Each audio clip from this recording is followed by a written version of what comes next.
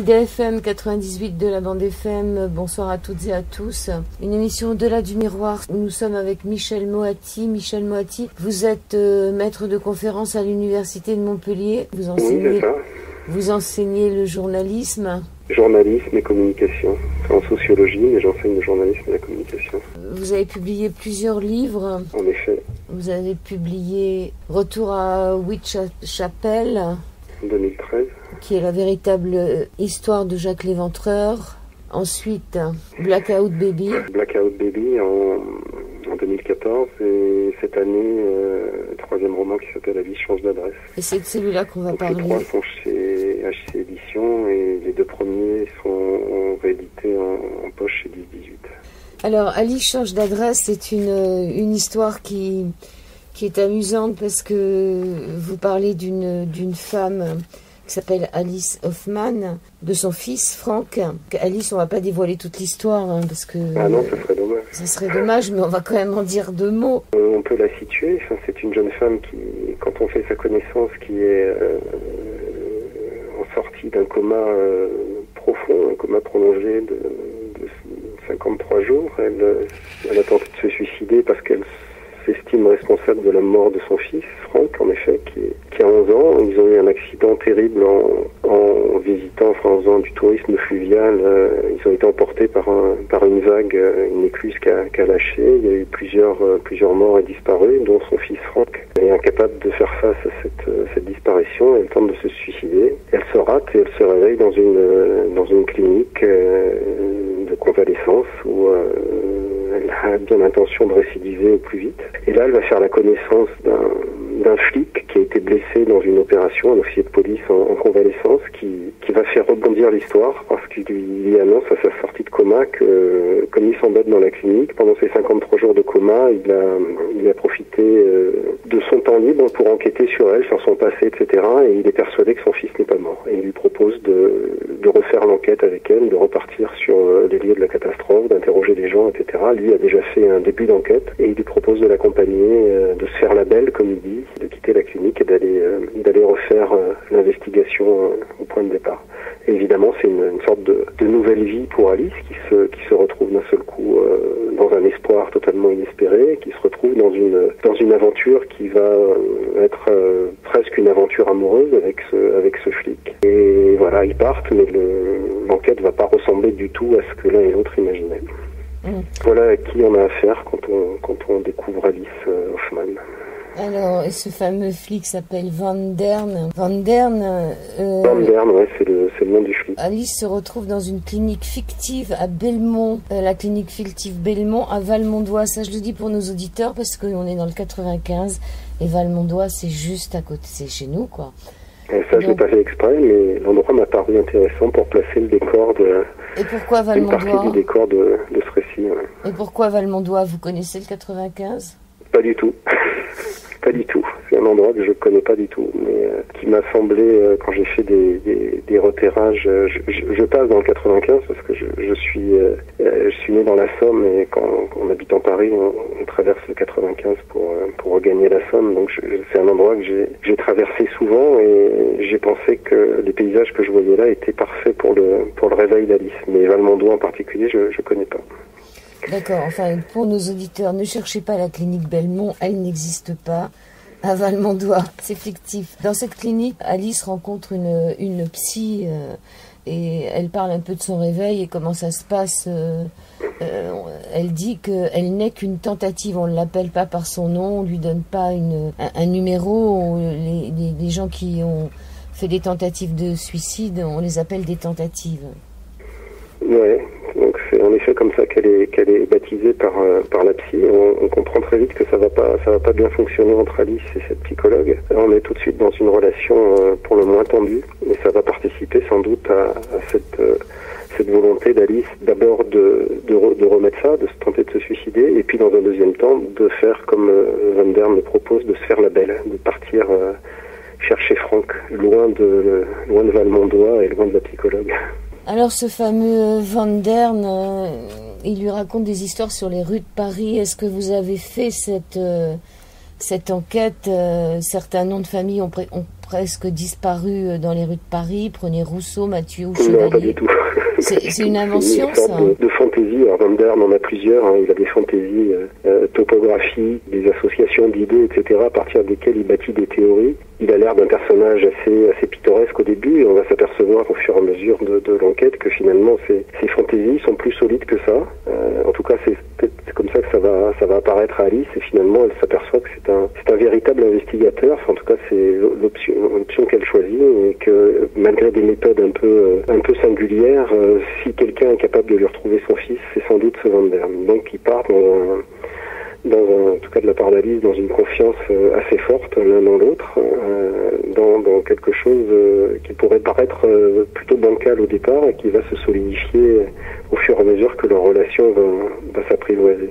Ça, je pense que c'est un des aspects intéressants du récit, c'est de voir cette espèce de dialogue, d'apprivoisement entre les deux protagonistes qui apprennent à se découvrir et qui acceptent les fantaisies et les singularités de l'autre, parfois même un peu outrancières ou excessives.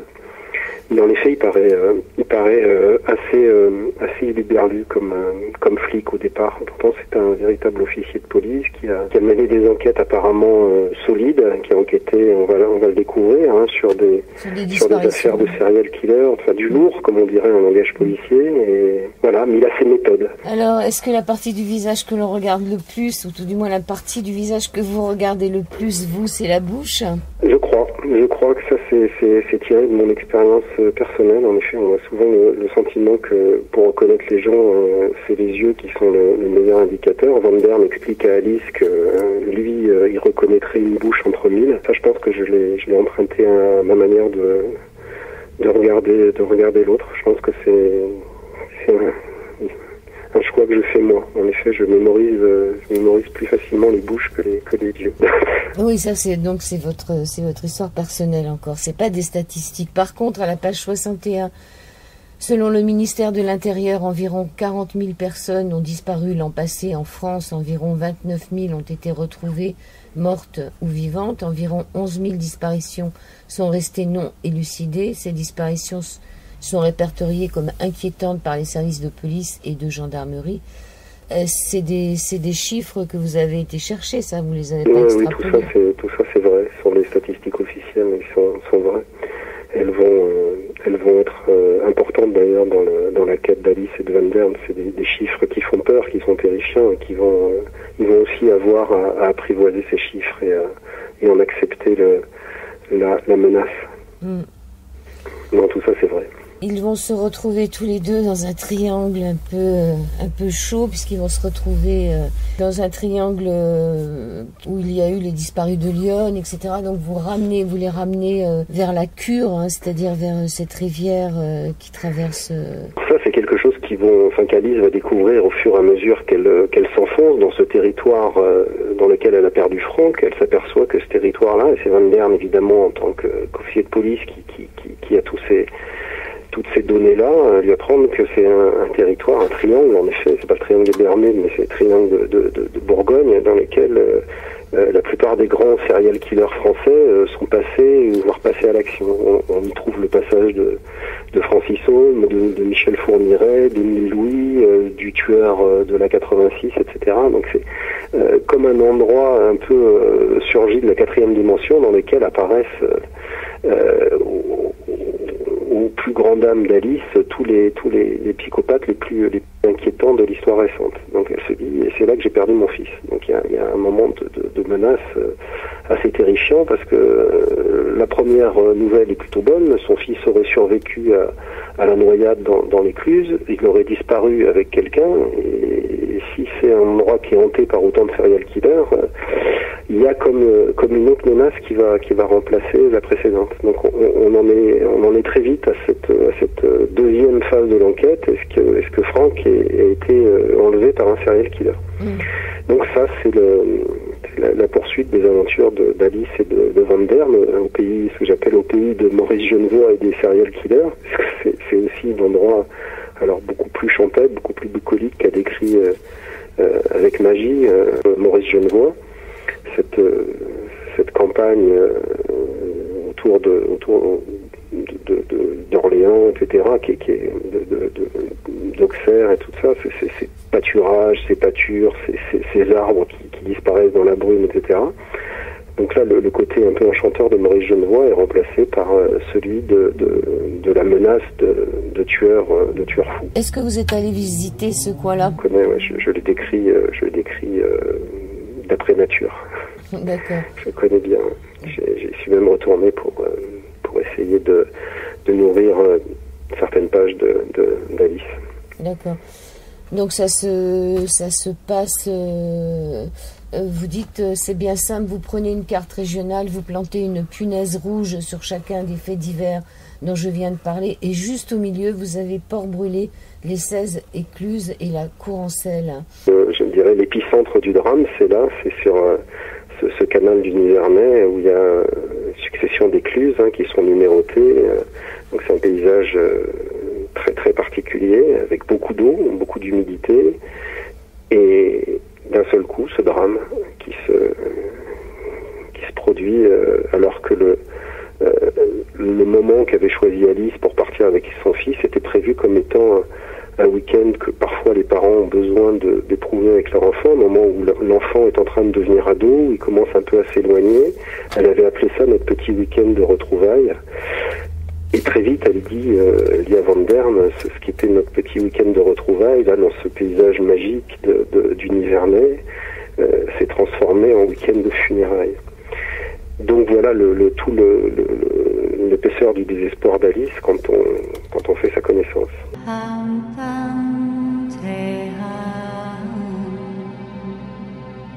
Toutes les femmes qui ont élevé seules un enfant le diront.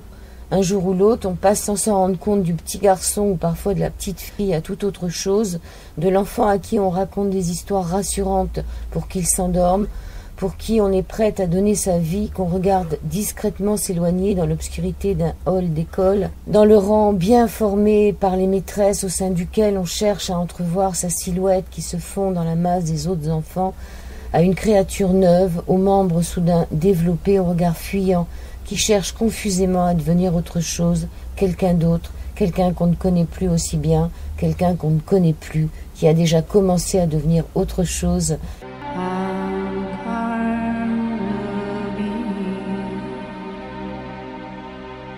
Et là, on a deux choix.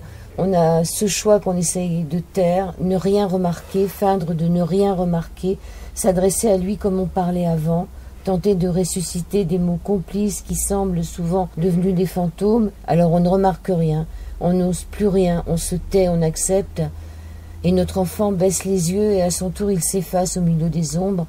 Ou alors on a une autre chance, affronter, demander. Il n'y a pas de réponse, la vie avance et le croque.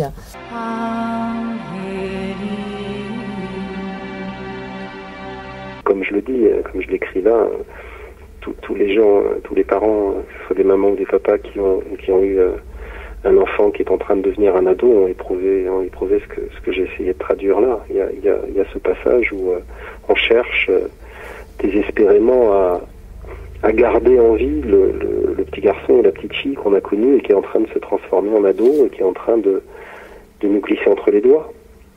Donc peut-être que finalement l'histoire d'Alice, au début, c'est ça aussi, c'est cette disparition beaucoup moins tragique qu'une noyade, mais la disparition du petit garçon ou de la petite fille qui est en train de se transformer en ado. Et l'enfant meurt et l'ado naît. Et on cherche, nous, à le retenir, comme Alice a essayé en vain de retenir la main, de trouver la main dans l'écluse, la main de Franck, alors qu'ils étaient tombés tous les deux, peut-être en train de se noyer, et qu'elle a senti la main se dérober et finalement perdre le contact.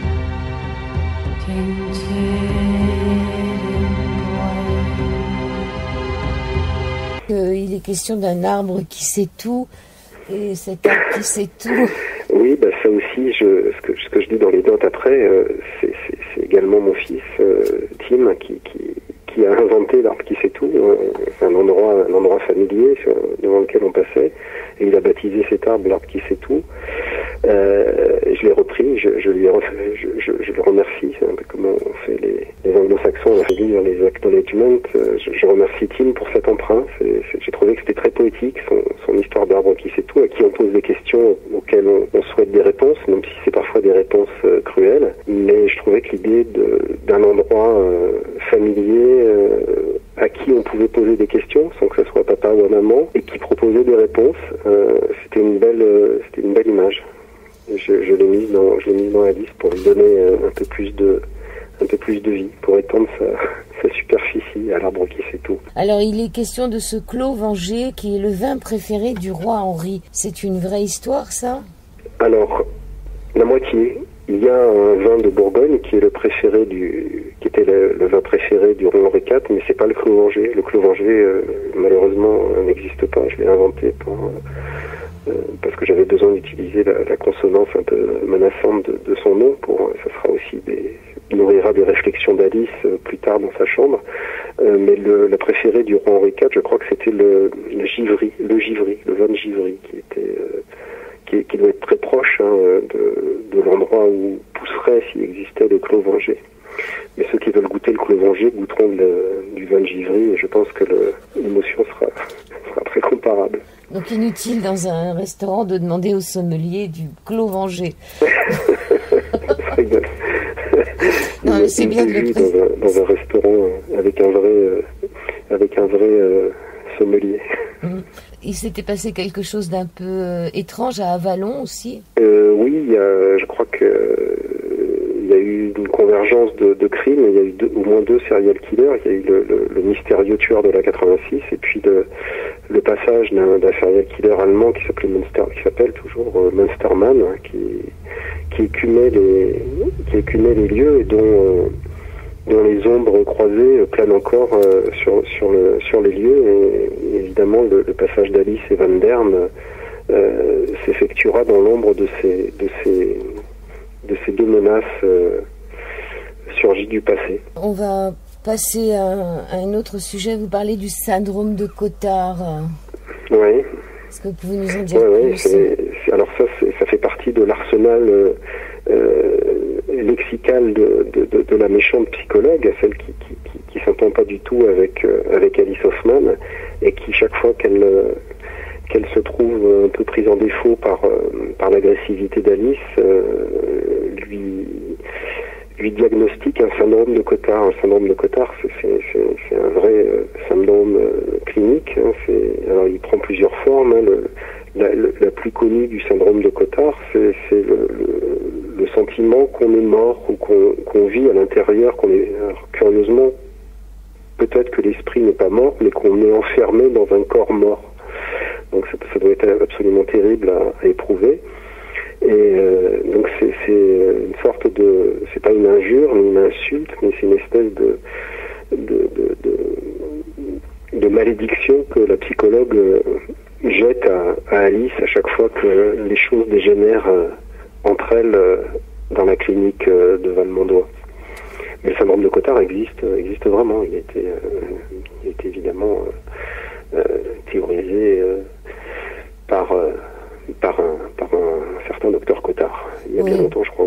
Oui, donc vous écrivez que Cotard fait partie de ces médecins du 19e siècle qui découvraient avec stupeur que la folie était installée au cœur de la vie bourgeoise et n'était plus réservée seulement à quelques effrontés des campagnes. Cotard travaillait sur le délire et ses formes, l'équipe de Charcot, Baillarger, etc.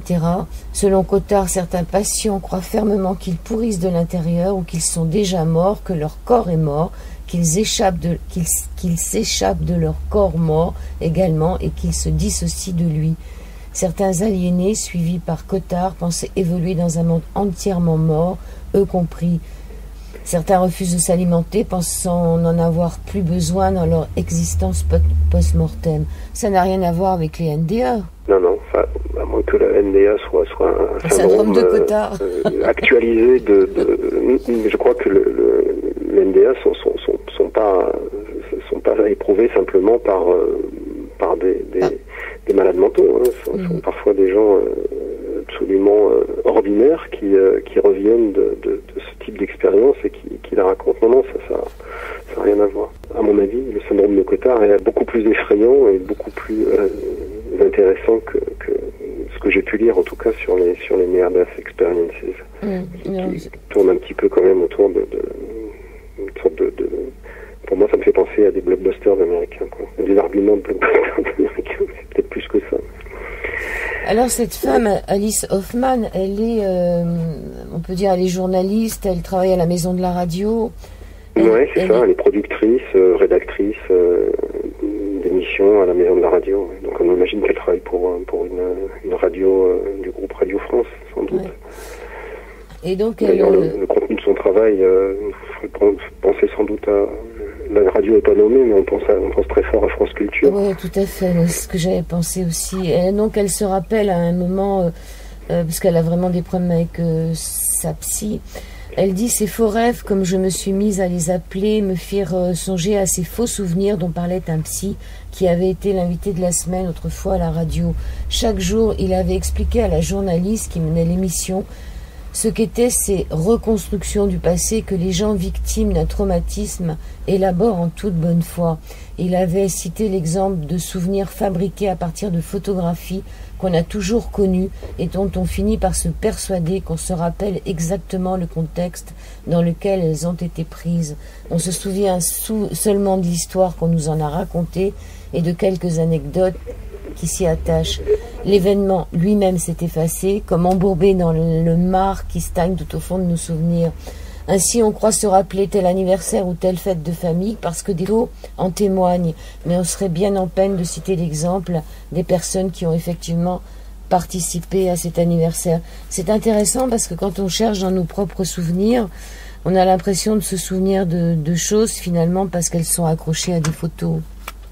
C'est vrai, mais c'est un sentiment, je pense qu'on a tous éprouvé. Alors c'est à la fois ce que j'appelle là ce que les psys appellent des faux souvenirs, et qu'Alice décrit, mais c'est aussi ce sentiment de déjà-vu. On est dans le récit d'Alice, on est souvent dans ces deux éléments-là, des souvenirs qui n'en sont pas tout à fait, qui sont des souvenirs peut-être apportés par d'autres et qui deviennent d'un seul coup les nôtres. Et puis ce sentiment étrange, qu'on appelle le déjà-vu, le sentiment d'avoir déjà vécu ce moment-là, de revivre un moment qu'on a déjà vécu, légèrement décalé ou légèrement modifié. C'est un petit peu l'image d'Alice Chance d'adresse, qui est quand même, si on devrait qualifier, alors les journalistes ont qualifié le roman de thriller psychologique, moi je dirais que c'est avant tout un récit en trompe-l'œil. On est dans quand même une histoire dans l'histoire, une histoire avant l'histoire, une histoire à côté de l'histoire. On est sur un petit peu une mystification de récits, ce que les anglo-saxons appellent un narrateur incertain, où finalement les propos d'Alice sont mis en suspicion, à la fois par Van Dern, qui dit « Vous êtes sûr de ça? Est-ce que ça c'est vraiment comme ça que vous l'avez vu, etc. » Et puis par d'autres éléments. Par exemple, Alice lit un livre, devient alors évidemment une histoire dans l'histoire, mais aussi une histoire presque en miroir de l'histoire qu'on raconte avec en suivant Alice. Donc il y a une sorte de phénomène d'écho entre plusieurs niveaux de récit qui vont converger jusqu'à l'épilogue, où là où les choses vont se remettre en place. Et ça a à voir avec ce que vous venez de lire là, sur ces faux souvenirs, ces souvenirs rapportés, ces souvenirs pas tout à fait exacts. Le fameux exemple là, c'est la photo de famille où on se souvient que sur telle photo il y a telle personne, et en fait quand on revoit la photo, la personne n'y est pas. Parce qu'on nous a raconté qu'elle était là et on s'est imaginé qu'elle était sur la photo. Donc on a recréé une réalité qui est finalement une réalité fausse. C'est un peu ce qui se passe dans le récit d'Alice aussi, sur qu'est-ce qui s'est passé le jour de l'écluse, qu'est-ce qui s'est vraiment passé, qui a vu, qui peut raconter le récit, est-ce que le récit il est totalement cohérent par rapport à ses souvenirs, etc. Donc la deuxième partie du livre, ça va être l'investigation autour de ça. Qu'est-ce qui est vrai, qu'est-ce qui est faux, qu'est-ce qui a été modifié par la mémoire, etc. Donc c'est aussi un roman sur la mémoire et ses tromperies. Alors pour quelle raison vous avez incorporé l'histoire de Edgar Poe dans cette histoire? Je sais part, je pense que la vraie raison, c'est parce que j'aime beaucoup Edgar Poe. Oui, j'ai toujours, dans les 3 romans que j'ai écrits, j'ai mis, parfois de manière très homéopathique, de l'Edgar Poe. Dans Retour à Whitechapel, le criminel cite du Poe avant de passer à l'action. Enfin, il est en train de réciter un passage de la chute de la maison Usher. J'aime beaucoup Poe. Je trouve que la narration qu'écrit Alice, c'est un texte que j'ai écrit et que je prête à Alice dans le roman, qui est un texte sur les dernières minutes, les dernières 24 heures de la vie d'Edgar Poe, qui sont pleines de mystères, parce qu'on ne sait pas bien comment est vraiment mort Edgar Poe à Baltimore. M'a semblé à la fois de l'ordre de l'hommage, très modestement, de l'hommage à un auteur qu'on aime bien, et puis aussi s'insérer parfaitement dans l'imaginaire d'Alice. C'est au-delà du macabre, au-delà du fantastique. Alice répète plusieurs fois qu'Edgar Poe est le plus grand écrivain d'imagination de l'histoire des États-Unis. Je sais plus comment elle le dit, quelque chose comme ça. Donc c'est aussi un clin d'œil à la fois à l'exercice de l'écriture fictionnelle, un hommage à quelqu'un qui en a été un des plus grands, à mon avis, un des plus grands serviteurs, un des premiers à se lancer sur des territoires qui étaient très peu explorés à l'époque, un territoire de l'imagination pure. Et voilà, donc c'est pour cette raison-là, à la fois parce que ça servait le récit et parce que j'aime beaucoup l'auteur.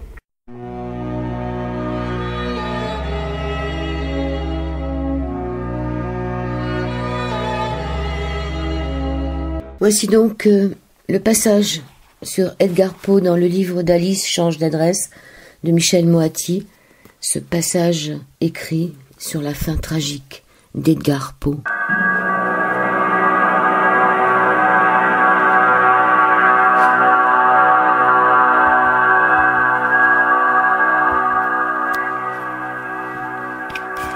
« 28 septembre 1849 »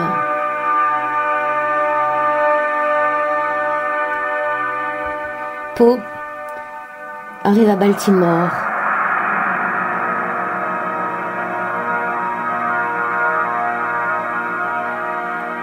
Parti de Richmond, en Virginie, il a voyagé dans des conditions éprouvantes. D'abord un bateau économique sur la James River, des moustiques, la chaleur épaisse d'un été qui ne veut pas finir, des fièvres qui le prennent sans cesse de nuit comme de jour. Puis, c'est la remontée de la baie de Chesapeake sous un soleil de plomb. On ne sait pas si Poe a partagé une cabine avec des voyageurs de commerce ou des ingénieurs du chemin de fer.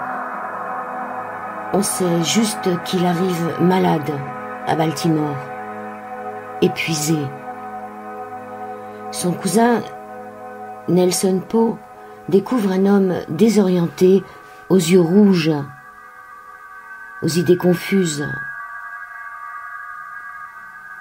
Les amis qu'il espérait rencontrer à Baltimore ont quitté la ville. Il arrive mal. Poe arrive toujours mal.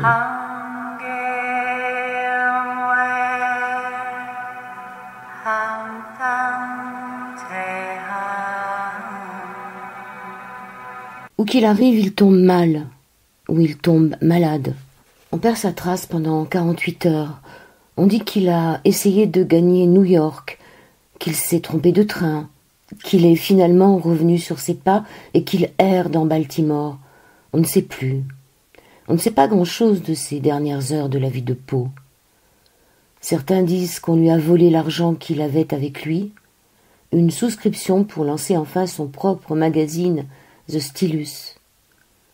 D'autres témoins affirment qu'il n'avait pas le 10e de cette somme, que le peu d'argent qu'il avait sur lui a payé la chambre misérable dans laquelle il a passé les 2 derniers jours de sa vie, dormant le jour, sortant la nuit.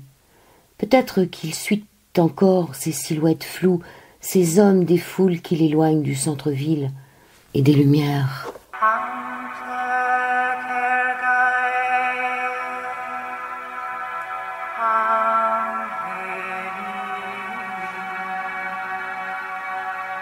On est sûr d'une chose.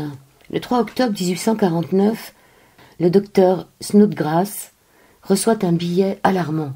« Monsieur, venez au Gurnot's Hall. Un gentleman de votre connaissance est en grande détresse et demande assistance immédiate. » Poe est en grande détresse. Poe est inconscient, allongé dans le caniveau devant le Gurnot's Hall, dans la boue. Oui, le temps a changé. Il pleut désormais sur Baltimore. On le fait transporter au Washington Hospital. Il délire, revient parfois à lui, prononce plusieurs fois le nom de Reynolds. On cherchera dans la vie de Poe, il ne connaît aucun Reynolds. Les quelques relations qui l'ont croisé à Baltimore, ces jours-là, disent que Poe a été retrouvé dans des vêtements qui ne sont pas les siens. Un complet noir d'alpaga miteux et taché, trop large pour son corps amaigri et déchiré à plusieurs endroits, un chapeau de palme tressé, presque en lambeaux. Pourquoi a-t-on déguisé Edgar Poe en cet effrayant épouvantable à corbeau? Des témoins assurent que Poe est tombé dans un piège affreux, mortel. Le 3 octobre est un jour d'élection à Baltimore. Des bandes organisées tournent en ville pour ramasser des électeurs. Ils battent et saoulent les pauvres diables qu'ils trouvent en chemin, avec leur proie terrifiée et à demi consciente. Ils font la tournée des bureaux de vote, parfois pour tromper la vigilance des scrutateurs. Ils changent les vêtements des misérables qu'ils promènent ainsi, d'urne en urne, et qu'ils font voter plusieurs fois.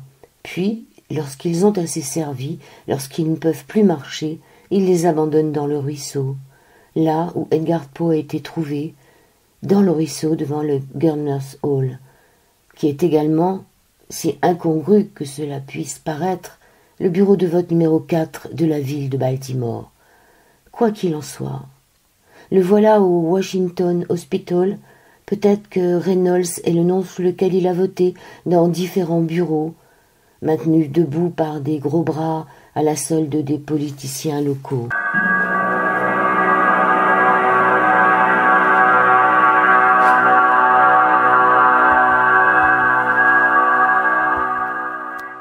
Il ouvre une dernière fois la bouche. On n'est pas certain de ses paroles.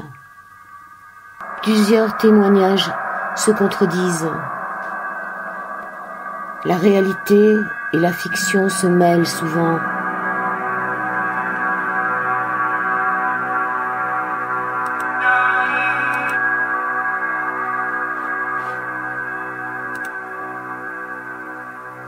Selon les sources, Poe meurt en demandant pitié. « Que Dieu aide mon âme misérable !»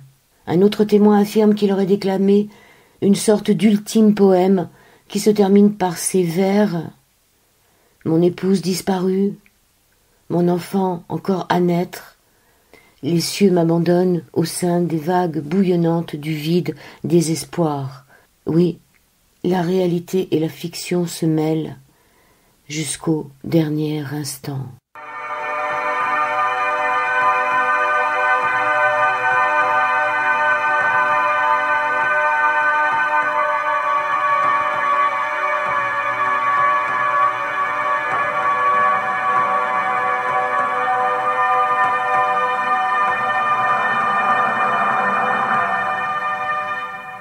En ce qui concerne l'autre livre qui est à l'intérieur de votre livre, est-ce que, j'ai pas vérifié, mais est-ce que c'est un livre qui existe ou est-ce que c'est un texte que vous avez inventé aussi? Ah non, pas du tout, je l'ai inventé. Oui, d'accord, tout est fictif. C'est un livre à l'intérieur. C'est aussi un peu à la manière d'eux.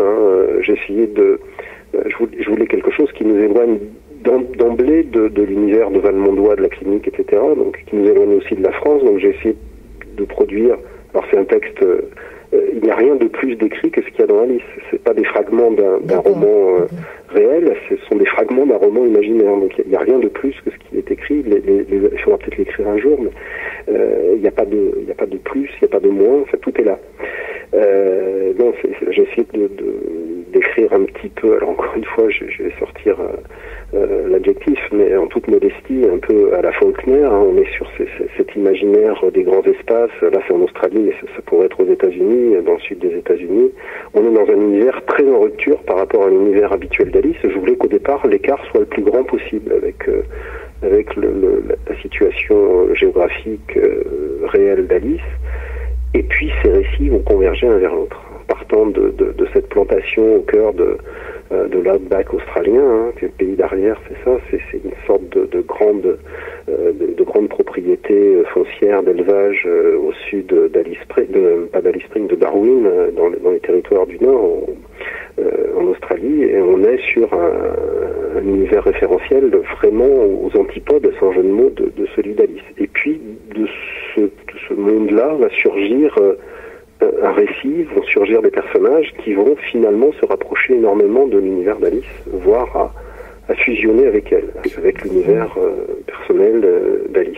Et ça, plus on va se rapprocher de la fin du livre, plus les deux mondes, hein, le monde réel d'Alice et les mondes imaginaires du pays d'arrière vont fusionner. C'est un endroit que j'ai traversé quand j'ai visité l'Australie, qui est au sud de Darwin, hein, qui est le long de cette grande route qui mène de Darwin à Alice Springs, qui s'appelle le Strath Highway. C'est un monde à la fois de rivières, de marais, de grandes propriétés fermières avec des élevages de buffles, hein, ce qu'ils appellent les water buffaloes, des buffles noirs assez inquiétants, qui est jonché de cadavres de bêtes, de kangourous écrasés. C'est un monde qui existe, oui, tout à fait. Alors, il s'appelle pas le pays d'arrière, il s'appelle des territoires du Nord, les Australiens appellent l'outback, mais une sorte de traduction, hein, d'outback, le pays d'arrière. Mais oui, le pays est décrit d'après nature aussi. J'ai essayé d'être assez proche de ce que j'ai rapporté de ce voyage-là. Et puis il y a encore un troisième récit dans ces deux récits, c'est qu'à un moment, Frank apparaît, enfin Frank s'exprime, on voit des messages, et là, est-ce que vous avez voulu essayer de penser ce que pensaient les enfants qui étaient enfermés, c'est ça? Oui, tout à fait. J'ai essayé de décrire un petit peu l'imaginaire à la fois extrêmement inquiet, voire terrorisé d'un enfant qui a été kidnappé, qui a été séquestré, et aussi la manière dont il a de chercher des refuges dans des divagations de la pensée, de concentrer son attention sur des détails, par exemple, sur la nourriture, sur les bruits qu'il entend, sur les perceptions de son environnement, là aussi très fractionné avec son inquiétude qui ressurgit de manière permanente, hein, sur l'angoisse, l'inquiétude, la peur de mourir, la peur de ne pas revoir sa mère, etc. Donc on est sur un récit très bref, hein, ce sont des tout petits, j'appelais ça au début des flashs de Frank. Alors on imagine que c'est des espèces de visitation presque que Alice aurait de perception de son fils. On ne sait pas trop bien comment Frank peut communiquer, mais en tout cas le récit se développe. On ne sait pas trop par quel biais, c'est pas par Twitter, hein, qui communique, c'est pas par SMS, c'est pas par transmission de pensée non plus, parce que ça existe pas à ce niveau-là, mais il y a une forme de communication, ou alors Alice imagine. On ne sait pas trop si c'est Alice qui imagine les appels au secours de son enfant, jusqu'à la dernière communication de Frank qui va amorcer la fin du récit, qui va nous expliquer ce à quoi on a vraiment assisté depuis le début d'Alice.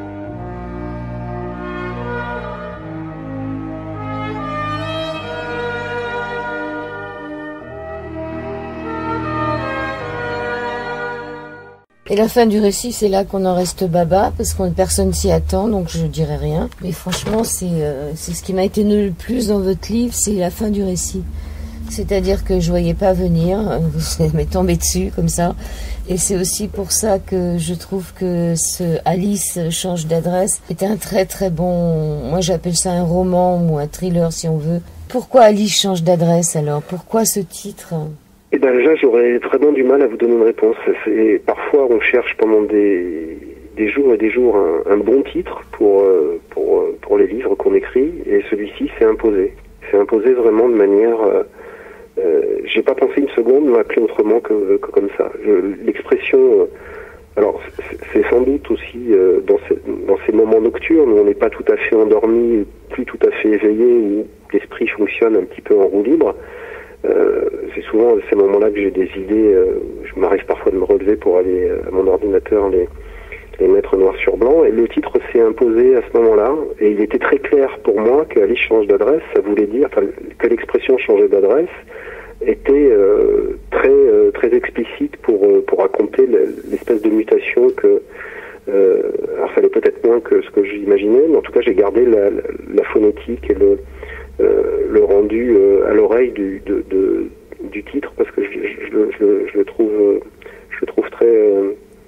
très poétique, je le trouve finalement très en phase avec le récit qui suit ce titre. Oui, parce que quand on change d'adresse, on déménage. Bon, oui, il y a un peu ça aussi. Donc, il y a des moments, elle se demande si elle déménage pas. Une explication a posteriori à la fois utilisable, mais finalement un peu rapide. En effet, quand on change d'adresse, on déménage. L'expression déménager, elle est très parlante. Mais est-ce qu'Alice déménage vraiment? Est-ce qu'elle a vraiment changé d'adresse? On est dans une construction un petit peu finalement, non seulement il y a des coups de théâtre, mais aussi on est un petit peu, par le fait de ces récits enchâssés l'un dans l'autre, dans des dispositifs de poupées russes. Donc le déménagement finalement il continue. On peut imaginer qu'il continue, en tout cas, qu'à l'intérieur de la poupée qu'on ouvre à la dernière page, il y a encore une poupée. On peut reprendre, un journaliste me l'a dit, à la limite c'est un livre. Il est économique parce qu'on peut le lire 2 fois. Quand on a tourné la dernière page, on n'a qu'une envie, c'est de relire le récit une seconde fois avec les éléments qu'on n'avait pas possédés la première fois.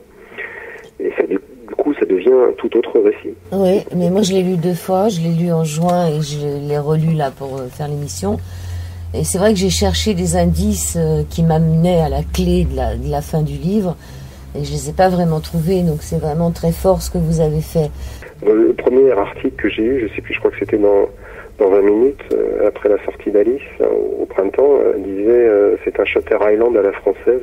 Et c'est vrai que moi j'avais pas lu le bouquin, j'ai vu le film depuis, et c'est vrai qu'on est sur ce phénomène de surprise à la toute dernière scène, et où il faut reconsidérer ce qu'on a lu ou ce qu'on a vu pour bien comprendre. Alors, apparemment les anglo-saxons sont assez familiers de ce type de procédé, ils ont même ils appellent ça les twists, les romans à twist, la bascule. Alors, celui Retour à Whitechapel, c'était donc la véritable histoire de Jacques Léventreur. Mais en ce qui concerne l'autre livre, la Blackout Baby, ça parle d'un enfant aussi. Alors ça parle partiellement d'un jeune garçon, en effet, qui est un survivant des bombardements. De Londres.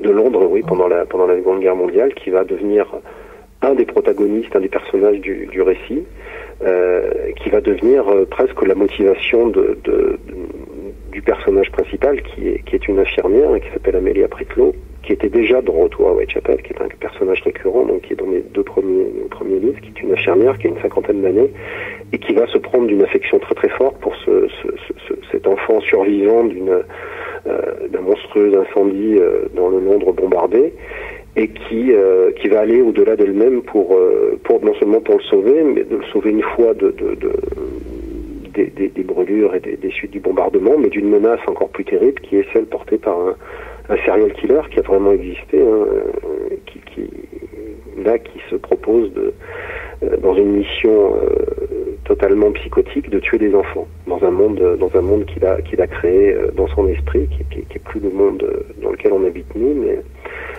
et qui va traquer les enfants, parce que il faut savoir qu'à Londres à ce moment-là, les enfants, la plupart des enfants de la capitale étaient mis à l'abri. Il y a eu des convois, une logistique incroyable pour mettre les enfants à l'abri, donc à la campagne, dans des zones qui étaient moins menacées par les bombardements. Les Anglais se sont retrouvés pendant quelques mois dans une ville totalement privée d'enfants. Voilà, donc oui, il y a un enfant, c'est aussi une histoire d'enfant. Alors, un enfant qui est confronté à des difficultés de survivre très dures. Et là, vous êtes sur un 4e? Je suis sur le point de rendre la totalité de mon 4e ouvrage. Ouais. Je l'ai écrit cet été, il est en correction, là je vais le rendre dans les prochains jours à mon éditrice. La sortie est prévue en février 2017. Et est-ce qu'il y a encore des enfants dedans? Non, il n'y a pas d'enfants dedans. D'accord, mais vous retrouvez l'infirmière dont vous parliez tout à l'heure? Non, non plus. Alors, par contre, c'est la fin, c'est le 3e volet de ce que j'appelle la trilogie londonienne. Il se passe à Londres. Alors, le premier se passait à Londres essentiellement en 1888, à l'époque de Jack l'Éventreur. Le second se passait à Londres en 1942. Le prochain va se passer à Londres aujourd'hui, dans le Londres du Brexit. Donc l'infirmière en question ne serait un trop grand écart que de la faire encore évoluer dans le monde d'aujourd'hui. J'avais encore des choses à dire sur Londres et la psychologie criminelle, comme les 2 premiers ouvrages. Donc c'est l'ouvrage terminal de la trilogie londonienne que j'avais commencé avec Retour à Whitechapel. Alors pour terminer, on mettra la citation que vous avez mise en début de livre de Laurie Anderson. À quoi servent les jours? À nous réveiller, à mettre quelque chose entre nos nuits sans fin.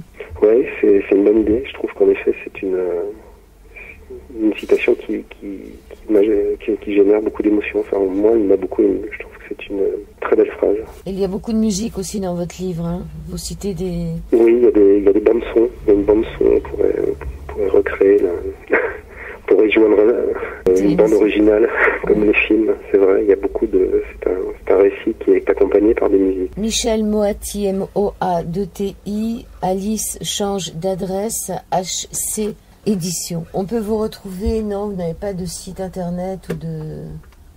Alors mon éditeur a un site internet dans lequel il y avait...